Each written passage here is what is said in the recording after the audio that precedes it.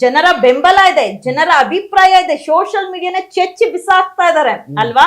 ಎಲ್ಲಾರು ಯಾರ ಅಭಿಮಾನಿ ಇವ್ರ ಅಭಿಮಾನಿ ಅನ್ನೋದಲ್ಲ, ಭಾಷೆನೂ ಬಿಟ್ಟು ಮುಸ್ಲಿಂ ಇಂದ ಕನ್ನಡ ಇಂದ ಎಲ್ಲರೂ ಪ್ರತಿಯೊಬ್ರು ಗಿಲ್ಲಿಗೆ ಯಾಕೆ ಮಾಡ್ತಾ ಅವನಲ್ಲಿ ಇರೋಂಥ ಟ್ಯಾಲೆಂಟು. ನಾನು ಎಲ್ಲಾರನ್ನೂ ಅಳಿಸ್ಬೋದು ಸರ್, ನಗ್ಸೋದ್ ಕಷ್ಟ ಅಲ್ವಾ.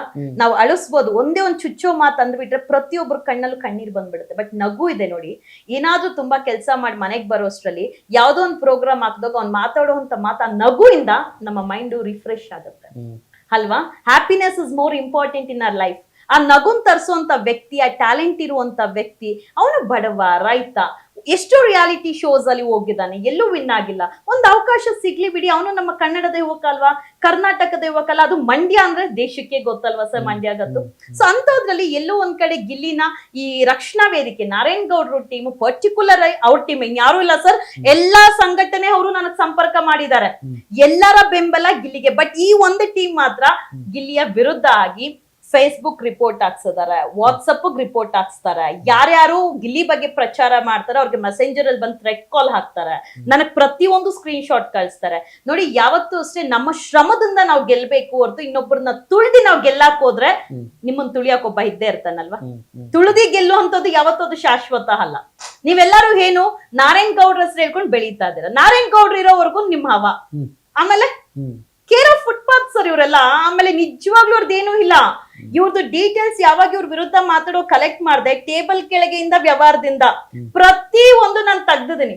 ಇವರು ನಾಡು ನುಡಿ ಪರ ಹೋರಾಟಗಾರರು ಅಂತಾರಲ್ವಾ, ಕರವೇ ಸಂಘಟನೆದಲ್ಲಿರುವಂತ ಧರ್ಮರಾಜ್ಯ ಆಗಿರ್ಲಿ ಆಯ್ತಾ, ಕೇರಳದಲ್ಲಿ ಗಡಿಪಾರ್ ಆಗಿರುವಂತ ಒಬ್ಬ ಕಾಮುಕ, 15ಕ್ಕೂ ಹೆಚ್ಚು ಮದ್ವೆ ಆಗಿ 15ಕ್ಕೂ ಆ ಹೆಣ್ಮಕ್ಳಿಗೆ ಮಗು ಕೊಟ್ಟು ಬಂದಿರುವಂತ ಗಡಿಪಾರ್ ಆಗಿರುವಂತ ಕಾಮುಕನನ್ನ ಜೊತೆಲಿ ಇಟ್ಕೊಂಡು ಕನ್ನಡ ಪರ ಹೋರಾಟಗಾರ ಅಂತ ಹೇಳಿ ಪೋಸ್ಟ್ ಕೊಟ್ಟಿ ಒಂದು ಯೂಟ್ಯೂಬ್ ಚಾನೆಲ್ ಓಪನ್ ಮಾಡಿದಾರೆ. ಅಂದ್ರೆ ಇವ್ರು ಯಾವ ಸೀಮೆ ಕನ್ನಡ ಪರ ಹೋರಾಟಗಾರರು ಸರ್?